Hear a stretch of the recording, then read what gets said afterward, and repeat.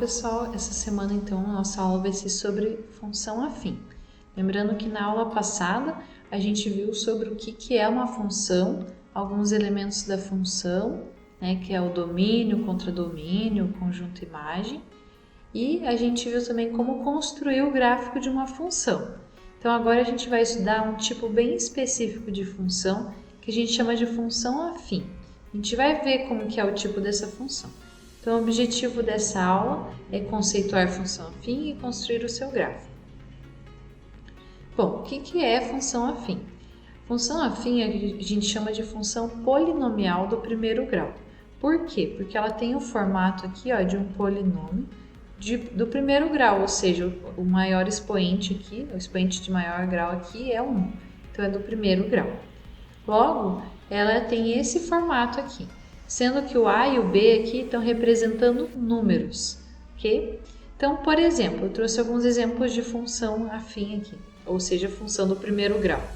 Então, eu tenho aqui 2x mais 1, menos x mais 4, 1/3 de x mais 5 ou 4x. Então, repare que aqui o A vale 2, que é o número que multiplica o x, e o B, que é o número que está sozinho, vale 1. Aqui o A vale menos 1 e o B vale 4. Aqui o A vale 1/3 e o B vale 5. E aqui no 4 o A vale 4 e o B, como não aparece, porque ele vale 0. Então, todas essas são funções do primeiro grau. E aí, eu trouxe aqui alguns exemplos de onde aparece isso no nosso dia a dia, para que serve essa função. Então, por exemplo, aqui, uma corrida de táxi.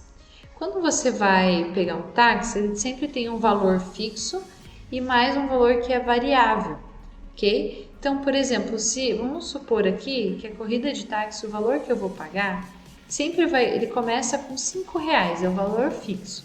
E aí, a cada quilômetro, ele vai acrescentando R$3. Então, eu vou dizer que aqui eu usei o D de distância, mas vamos supor que a cada quilômetro eu acrescentasse R$3.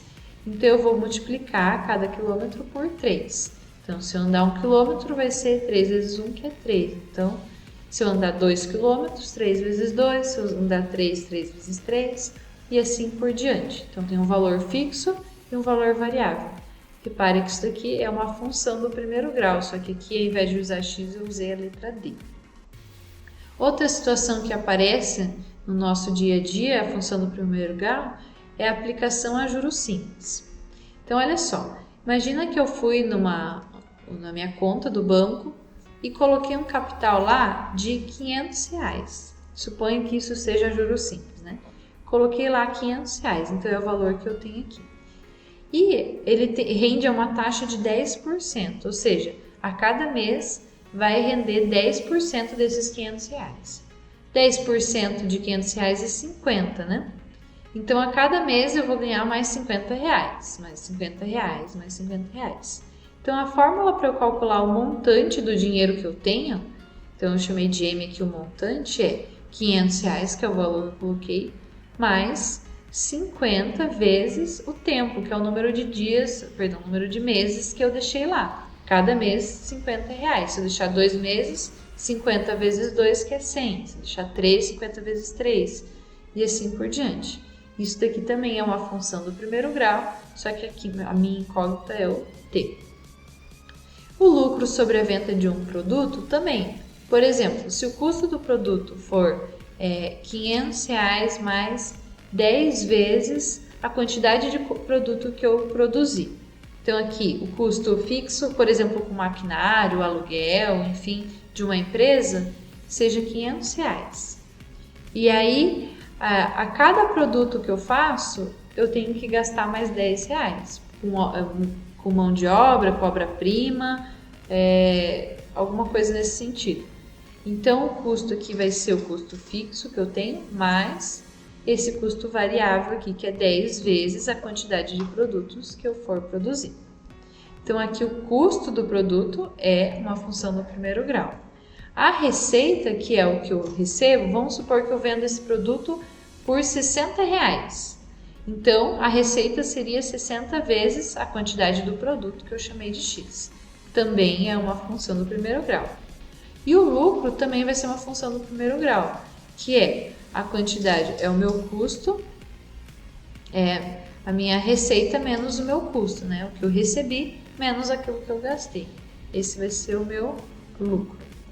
Ok? Que também é a função do primeiro grau. Então, é um conteúdo que tem inúmeras aplicações no nosso dia a dia. Bom, na função afim, essas letras aqui representando números, elas têm alguns nomes específicos. Por exemplo, aqui a letra A gente vai chamar de coeficiente angular. E a letra B a gente vai chamar de coeficiente linear. Lembrando que a letra A sempre tem que ser diferente de zero. Bom, trouxe o exercício aqui usando essa forma da função afim. Então, seja uma função afim fx, cuja forma é f de x igual a x mais b, com a e b números reais. Se f de menos 3 é igual a 3 e f de 3 é igual a menos 1, os valores de a e b são, respectivamente. Repare que aqui eu não sei qual é o formato da função. Na verdade, eu sei que ela é da forma x mais b, mas eu não sei quanto que vale o a, quanto que vale o b. É o que eu quero descobrir. Bom, qual a informação que ele me dá? Que quando eu tenho aqui o meu x é igual a menos 3, o meu y, que é o meu resultado, vai ser igual a 3. Então, olha só. Eu sei que a minha função é desse formato. Vou trocar o f de x por y, tá? Y igual a x mais b. Vamos substituir, então, os valores de x e y aqui. Então, aqui o y vale 3, que é igual a vezes o x, que é menos 3, mais o b. Logo, eu sei que vou só inverter os lados aqui da igualdade.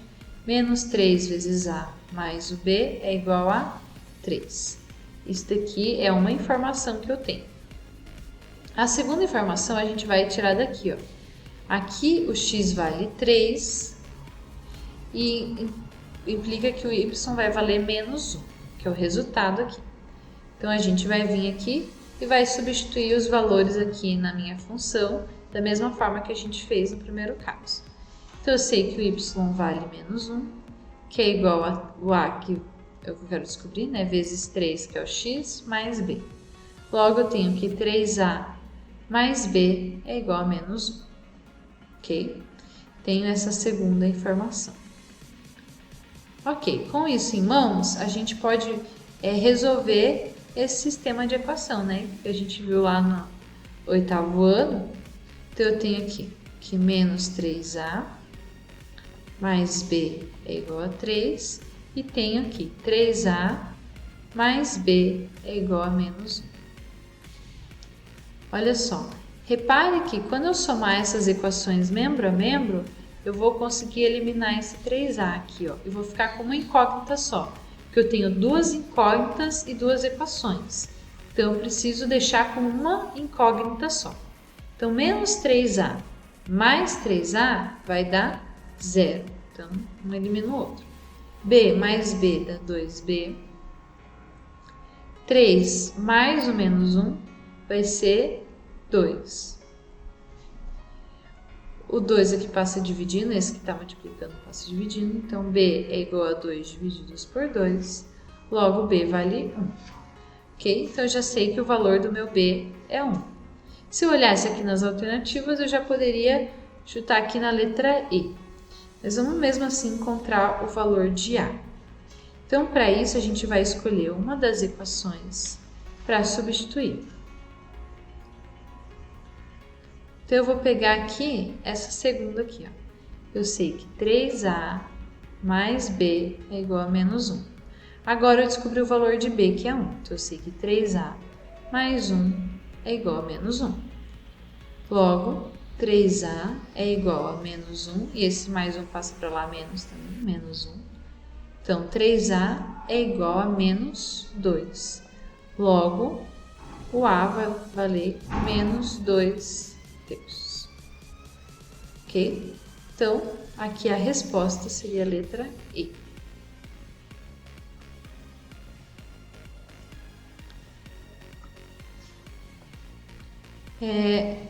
Um outro conceito importante dentro de função afim é o zero da função.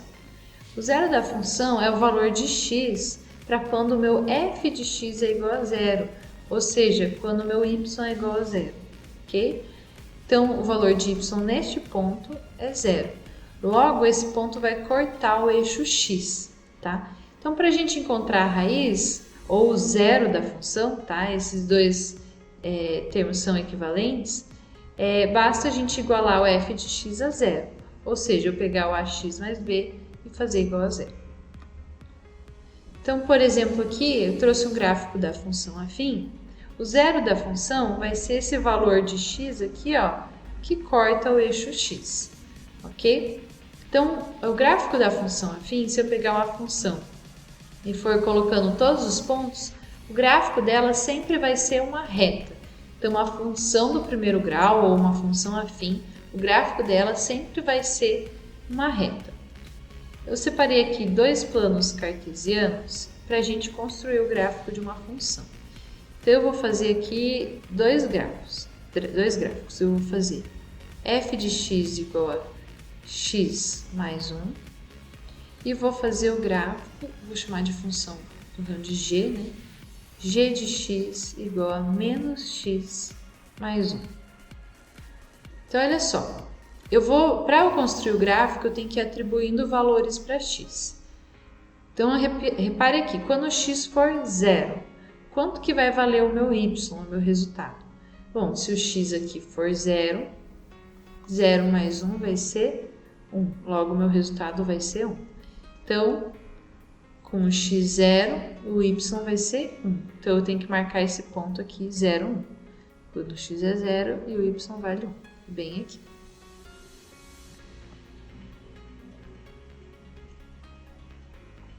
Ok. Agora, vamos atribuir um outro valor para x. Vamos colocar aqui, por exemplo, poderia ser qualquer valor, mas eu vou colocar agora o valor 1. Então, quando o x for 1, o y vai ser 1 mais 1, que é 2. Logo, eu tenho que marcar o ponto 1, 2, que é quando o x vale 1 e o y vale 2. Então, o x aqui vale 1 e o y vai valer 2. 2 está bem aqui. Ok, marquei o segundo ponto. Vamos marcar aqui o terceiro ponto, a terceira opção, que é quando o x vale, vou pegar aqui o x valendo menos 1, mais 1, logo nesse caso o y vale 0, ou seja, eu tenho que pegar o ponto menos 1, 0. Então aqui, quando o y vale 0, o x vale menos 1. Feito 3 pontos, eu já consigo marcar a minha reta aqui do meu gráfico. Então, você poderia vir com uma régua e juntando os pontos. O meu não ficou tão retinho assim, mas isso daqui vai dar uma reta que é infinita, tanto para cima quanto para baixo. Ok? Repare, então, que aqui a minha raiz é justamente onde corta o eixo x. Ou seja, a raiz é quando a f de x vale 0. Logo, a minha raiz é quando x é menos 1. Ok? E nessa função aqui, o meu a vale 1 e o meu b vale 1 também. Vamos vir para a segunda função. Vamos atribuir os mesmos valores. Então, vamos começar quando x vale 0. Então, x valendo 0, a gente vai descobrir o valor de y, ou seja, sua imagem. Então, 0 mais 1 aqui vai ficar 1. Então, no x vale 0, o y vale 1, que é esse ponto aqui. Agora, vamos atribuir o valor de 1 para x. Então, aqui, eu tenho que menos x vai ser menos 1 mais 1, que é igual a... Menos 1 aqui fica um negativo, mais 1 vai ser 0. Então, aqui, quando x for 1, o y vai ser 0.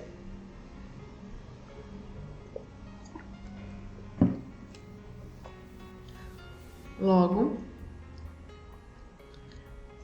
Então, aqui quando x for 1, o y vai ser 0. Agora, vamos atribuir o valor menos 1 para x. Repare que esse menos aqui, ó, é da função e não do valor de x. Então, eu vou atribuir agora para x o valor de menos 1. Então, eu repito esse menos da função e esse menos aqui é do valor de x. Mais 1. Menos com menos fica mais, então fica 1 positivo mais 1 positivo, que dá 2. Logo, quando x é menos 1, o meu y vale 2. Então, eu vou pegar aqui, ó, quando x vale menos 1, o meu y vale 2. Tá aqui. Com 3 pontos já consigo traçar a minha reta. Então, aqui, de novo, não está muito retinha, mas uma reta que é infinita para os dois lados. Ok? E qual a diferença de uma reta para outra?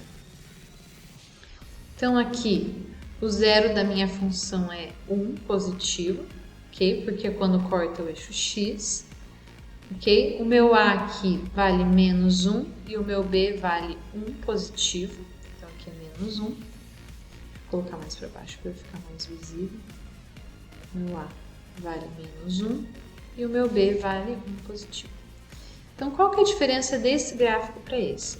Repare que esse daqui, conforme o meu x vai aumentando, o meu y também aumenta. Ou seja, olha, meu gráfico aqui está crescendo. Então, esse daqui é uma função crescente.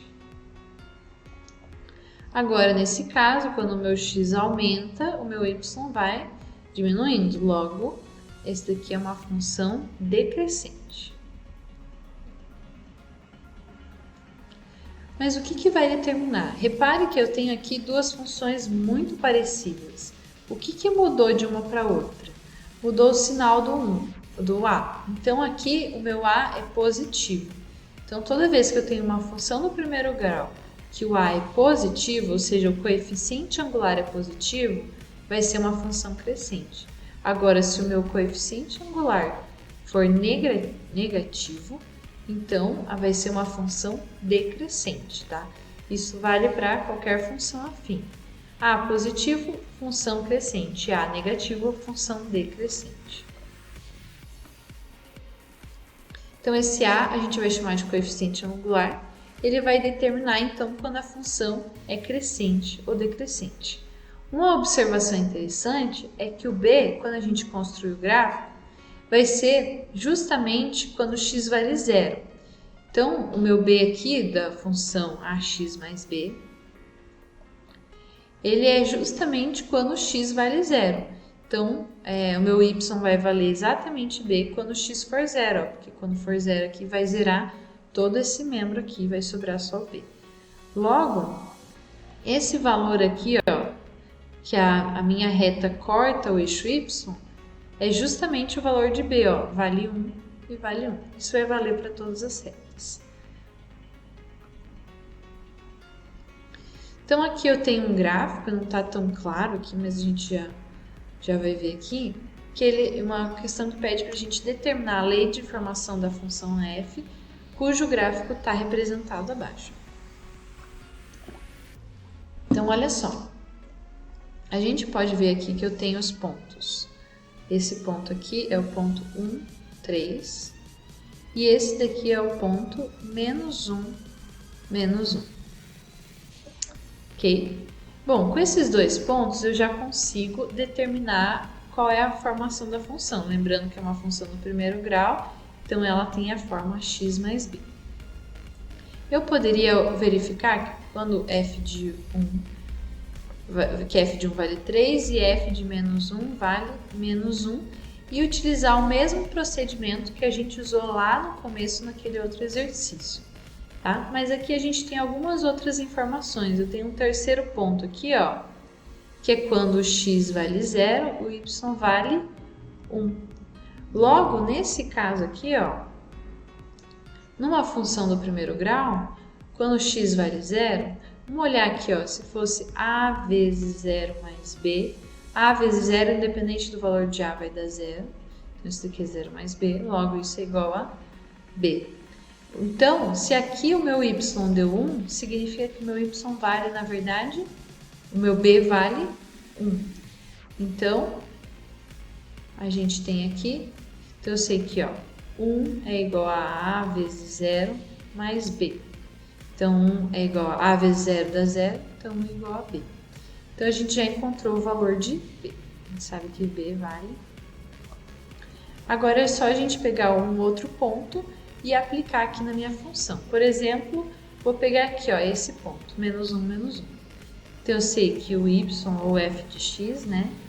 Tanto faz. Vale menos 1, então é a vezes menos 1, mais, e o b a gente sabe que vale 1 também. Então eu sei que menos 1 é igual a vezes menos 1 vai ser menos a, mais 1. Passo mais 1 para o outro lado, menos, né? Então eu vou ter aqui menos 1 é igual a menos a. Então aqui vou ter menos 2 igual a menos a. Posso deixar tudo positivo, então 2 é igual a, né? Que é como se eu multiplicasse os dois lados da igualdade por menos 1. Ou seja, a é igual a 2, né? Só inverter aqui. A é igual a 2. Então a gente encontrou o b e encontrou o a. Logo, como que é a lei de formação dessa função?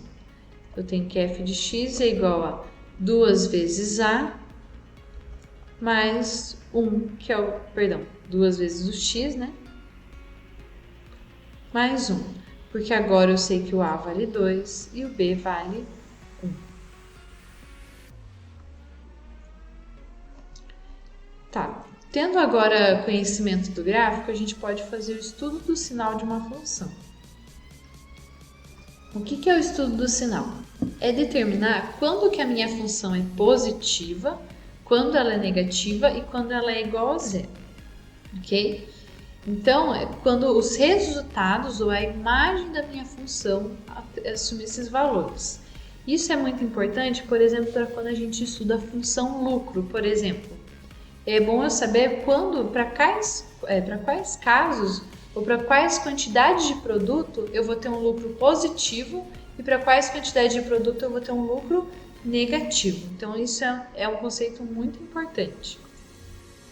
Então, olha só, essa função aqui, se a gente observar, para esses valores aqui de x que estão acima do 2, para esses valores aqui, a função é um resultado positivo, ou seja, o resultado está aqui em cima do eixo x, logo o resultado é um resultado positivo, acima do zero. Se eu olhasse para esses resultados aqui que o x é menor do que 2, ia sempre dar um resultado negativo, ok? Então, para esses valores aqui abaixo de 2, a minha função ela vai ser negativa. Então, o estudo do sinal é justamente isso. Se eu tenho uma função crescente, ou seja, quando o meu a é positivo, aqui, isso daqui é a minha raiz, por quê? A raiz é quando ax mais b é igual a zero. Logo, eu tenho que ax é igual a menos b, então meu x é igual a menos b sobre a. Esse daqui é o valor da minha raiz. Então, imagine que aqui eu tenho a minha raiz. Se é uma função crescente, os valores maiores do que a minha raiz vão ser positivos e os valores menores vão ser negativos. Agora, se tem uma função decrescente, vai acontecer justamente ao contrário. Os valores maiores que a minha raiz, eu vou ter uma função negativa, e para os valores menores, eu vou ter uma função positiva. Então, eu trouxe um exemplo aqui. Então, dada a função y igual a menos 3x mais 5, vamos obter os valores de x quando? Quando y é igual a zero, y maior do que zero, y menor do que zero. Quando que o y vai ser igual a zero? Vou pegar aqui, menos 3x mais 5 igual a zero. Então, isso daqui vai ser igual a menos 3x igual a menos 5. Posso multiplicar tudo por menos 1 e aí fica tudo positivo. Então, isso tem que 3x é igual a 5. Logo, x é igual a 5 terços. Ok? Bom, então quando que o y é igual a zero? Para quais valores? Para quando x é igual a 5 terços. Agora, para quando que ele é positivo? Imagine que ele é uma função decrescente. Por que decrescente? Porque o meu a aqui, o meu coeficiente angular, ele é negativo, ele é menor do que zero.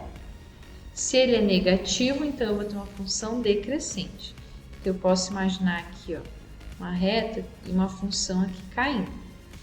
Nesse ponto aqui, que é quando ela cruza o eixo x, isso daqui vale 5/3. Nesse ponto aqui, ela vale 0. Ou seja, quais os valores que ela é positiva? Esses valores são os que ela está acima do eixo x. Então, aqui em cima vai ser tudo positivo.